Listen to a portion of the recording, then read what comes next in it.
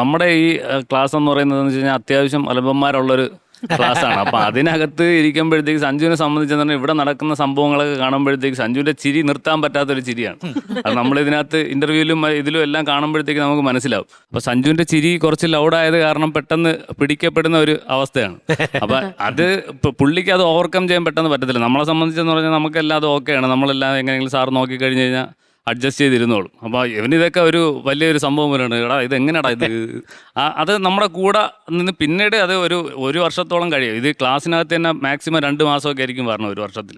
അപ്പൊ അതിനകത്ത് വരുമ്പോഴത്തേക്ക് എല്ലാവരുമായിട്ട് മിങ്കിളായി വരാൻ തന്നെ 2 വർഷം, 1 വർഷത്തില് ആ കുറച്ച് ദിവസം വരും. അന്ന് ഇവര് പണി കൊടുക്കുകയും ചെയ്യും, പുള്ളിയെ പിടിക്കുകയും ചെയ്യും. ഞാൻ മാത്രമല്ല, ക്ലാസ്സിനകത്തുള്ള എല്ലാവരും ഇതുപോലെയാണ്. എല്ലാവരും ഓരോ തമാശകൾ പറഞ്ഞ് ചിരിക്കാനും അങ്ങനെ ഓരോ കാര്യങ്ങളാണ്. അപ്പൊ അതിനകത്ത് അവനതൊരു ചിരിക്കുമ്പോഴത്തേക്ക് പെട്ടെന്ന് പിടിക്കപ്പെടുമല്ലോ, പ്രത്യേകിച്ച് ഈ ശബ്ദം കാരണം.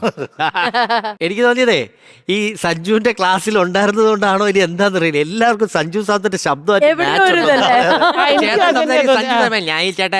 അങ്ങനെയുള്ള സഞ്ജു പുള്ളി അങ്ങനെ തന്നെ. അത് സഞ്ജുവിന്റെ ശബ്ദം വേറെ, പുള്ളിയുടെ ശബ്ദം അങ്ങനെ ഇരിക്കുന്നത്.